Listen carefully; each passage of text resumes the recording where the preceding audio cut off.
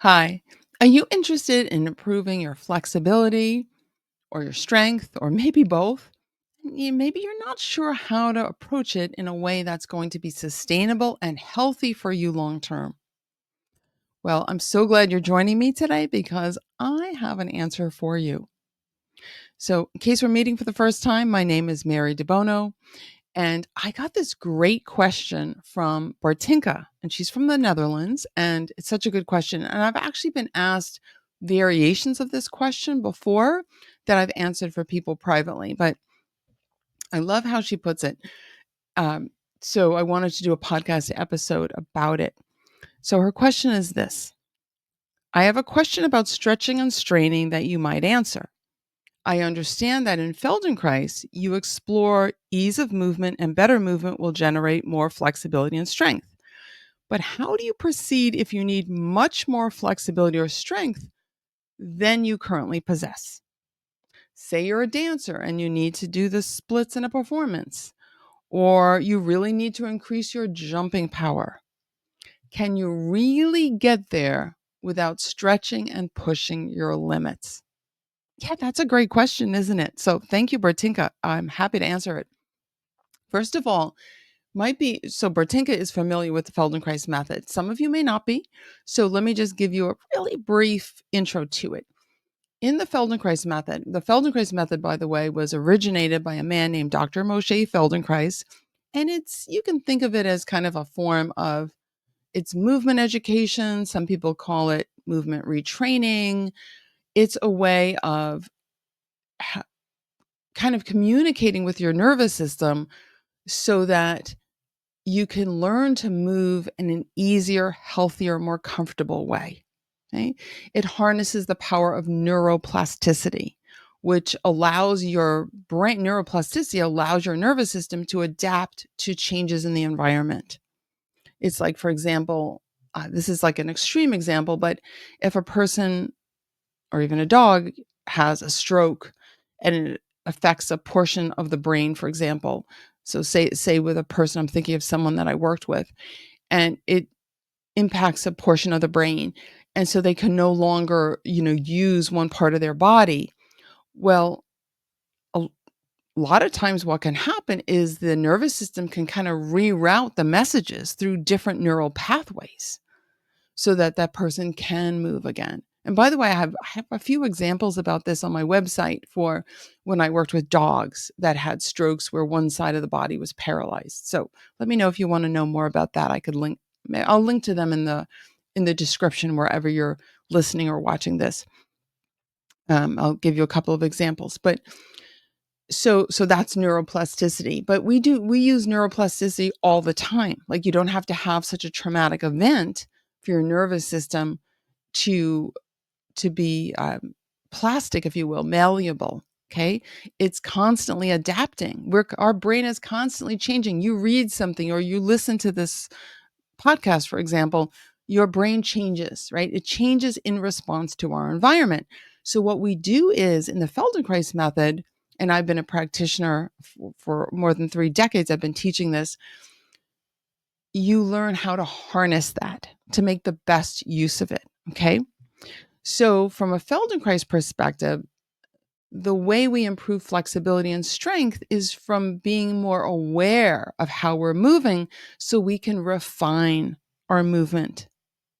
And that allows us to naturally be more flexible and stronger because you get stronger when you coordinate the parts of your body in an efficient way and when you let go of unnecessary tension that number one makes you stiffer, so you lose flexibility. And number two, you're like literally fighting yourself. So muscles that need to be engaged to say pick up a heavy weight, maybe you have co-contraction that is fighting that. And this is all stuff that we do habitually, unconsciously. So the Feldenkrais method is genius. And I have to say, all kudos to Dr. Feldenkrais in helping you change those maladaptive movement habits that you may have. Okay? And we recognize that they came from a place where maybe you were solving a problem originally, but now you're holding on to it unnecessarily. So it's a very gentle approach. It can be used with people of all ages, all levels of fitness, all kinds of conditions. And then I've taken a lot of the concepts of Dr. Feldenkrais in addition to my own approach that I was developing even before I knew about Feldenkrais. And I created an approach called de Bono moves, which is a is used with animals, so horses, dogs, cats, etc. So, but we'll today we'll focus on you, but you can think of these same concepts can also apply to your animal companions. Okay, so this idea that you build more flexibility, better mobility, better strength through improving your awareness. You can think of it as body awareness, like how you move, how you where your limbs are in space, your proprioceptive abilities, all of that good stuff. Okay. The other thing in Feldenkrais, we move in many different directions. It's not about just going straight, like, say, touching your toes or bending to the side. We're doing these really nuanced movements. And number one, that gets the attention of your brain in a good way. Again, we're building on this idea that we can harness neuroplasticity, this ability to create new neural connections to change how we feel and how we move. And the other thing is, um, it's more like real life. For example, you're doing something with your horse or your dog or whatever. You're reaching under your whatever it is you're doing. Maybe you're reaching under your car to get something, right? You're moving in these really nuanced ways, right? So to be able to do that, it's like we learn how to do that really well in the Feldenkrais method. So that's really, really important for both flexibility and strength for that matter. So excuse me as I just move my notes here, because you know me, I've always got notes for you because I want you to get all the things, right? All the goodness. The other thing in Feldenkrais is really big is reducing your effort, because getting back to this idea that we have these habitual ways of moving that are no longer serving us, right? We tense areas where it's unnecessary, and not only unnecessary, so that saps our energy, makes us feel fatigued and sore and cranky, right? But it actually gets in our way, gets in the way of flexibility, gets in the way of our strength. It reduces those things. So we become, stiffer and weaker when we do that. So in Feldenkrais, we really learn how to recognize where you're holding tension unnecessarily and how to let it go. So, and here's a good time to talk to you about the difference between healthy effort and strain. Okay. So let's get back to Bartinka's question, where she's talking about, for example, a dancer that wants to push herself a little bit more, or maybe it's a basketball player and she wants to jump higher, or maybe it's any one of us that wants to get stronger and wants to lift heavier weights. We can do it if we take our foundation of awareness that we're honing in the Feldenkrais method, if we take that with us into into our dance routine, into our on the basketball court, or into the weight room at the gym, right? Then we can push ourselves in a healthy way. So if we have strain, that means we're using muscles unnecessarily. Like I mentioned before, that unnecessary effort makes us stiffer and makes us weaker. Healthy effort, on the other hand, is effort. You're using calories, right? You're using your muscles, but in a way that is efficient, that you have, again, more coordination of the parts, right? It's less wear and tear on your body. It's sustainable over your lifetime. That's healthy effort. So yes, you can push yourself because you've taken your Feldenkrais knowledge, if you will, right? What you learn as you do the Feldenkrais method. So whether maybe you're doing the Feldenkrais method with me, right? I offer online classes and things, or maybe you're doing it with someone else, but it's not something that you set aside. Like maybe you're doing it from 5 to 6 p.m. every evening. It's not like, okay, that's my Feldenkrais time, and the rest of the time I go through life, you know, without sensing, with a lack of awareness. No, no, no, no, no. You use your Feldenkrais practice to improve your entire life. Okay? And yes, you bring this with you to the gym, right? Or, into wherever you're doing all your things. You bring it with you into your car, right? As you're driving, do you need to hold the steering wheel so tight, right? Can you have a different level of awareness? Can you sit, do you notice, oh, I'm sitting heavier on one side of my pelvis when I'm driving, right? I'm kind of slumped to one side. You bring your Feldenkrais awareness into everything you do. And it's not that it becomes this constant noise in your head, not at all. It just becomes part of who you are.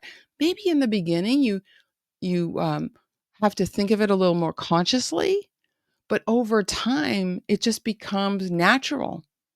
And in the beginning, though, so a lot of my students and clients, they'll have a post-it note, because one of my favorite questions is, how can this feel easier? And this could be anything. This could be, again, working out. It could be um, cooking a meal. It could be deciding what to bring on a trip. It could be, walking your dog, dealing with a training challenge with your horse, or whoever. How can it feel easier? How can this feel easier? So some people will do that. They'll write it on a post-it note and put it up in different places so that they remind themselves of, like, wait a minute, can I do this easier?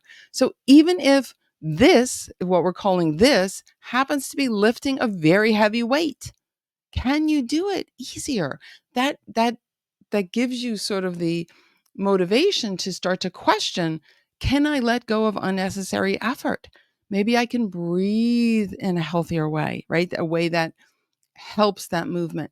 Maybe I can, again, maybe I'm gripping with my toes, even though that's not necessary. Not only is it unnecessary, right? It's sapping your energy. It's actually creating a chain effect of tension throughout your body that is reducing your strength and vitality and flexibility.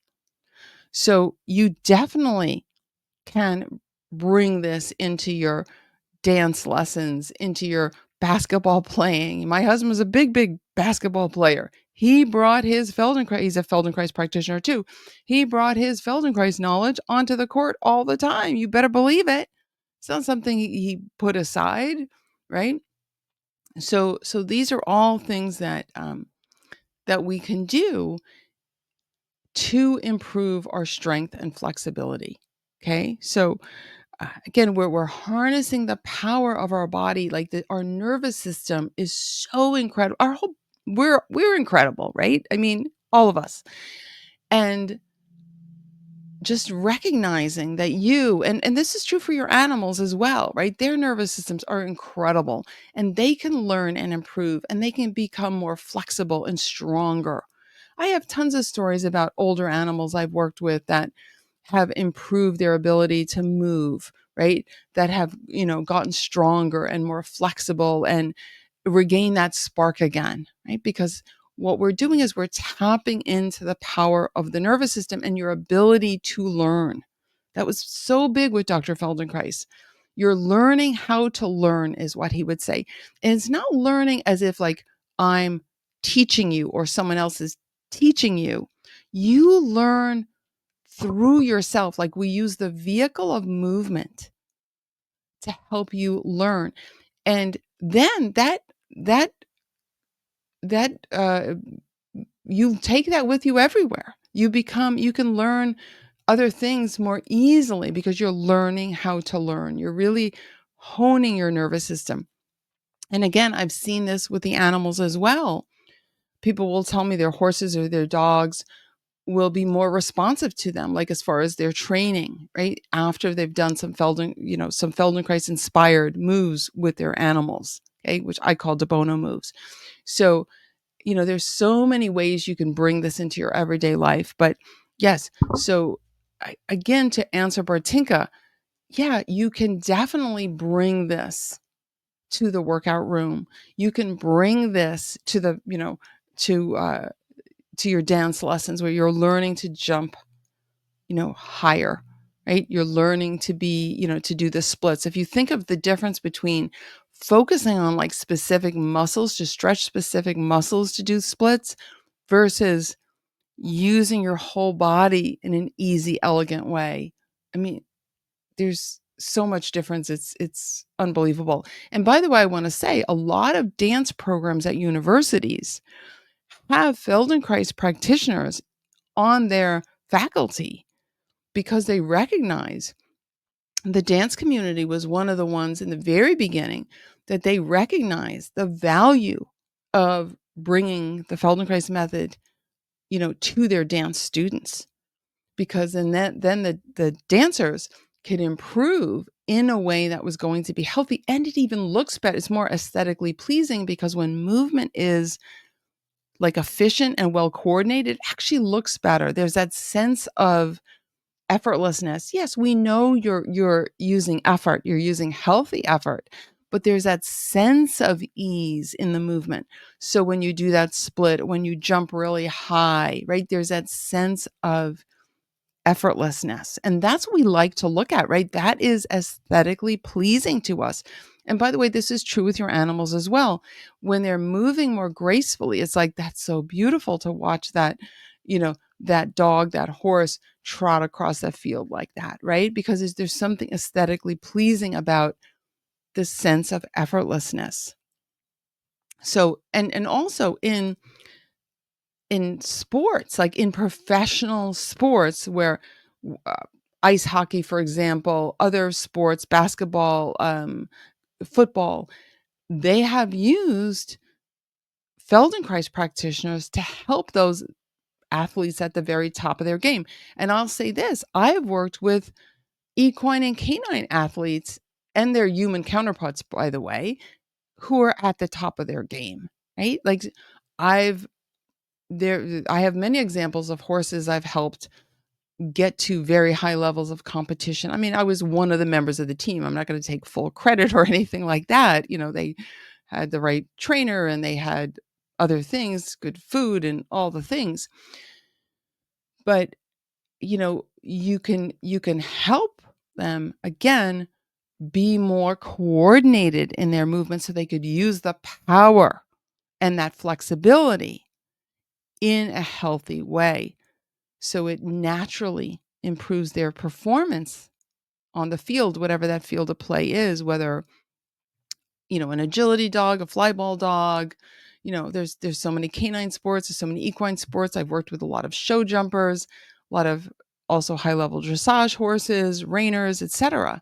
So these are things that we can do, right? We can bring into our work and our play with our animals, this level of awareness, this level of, yes, we can push a little bit at a time, right? But we do it with a level of awareness that we didn't have before.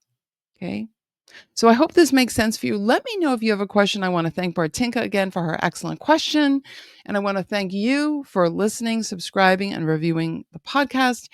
And if you have any questions that you would like answered, whether about you or your animals, drop me an email, mary@marydebono.com. So thank you again, and I look forward to talking to you real soon. Bye for now.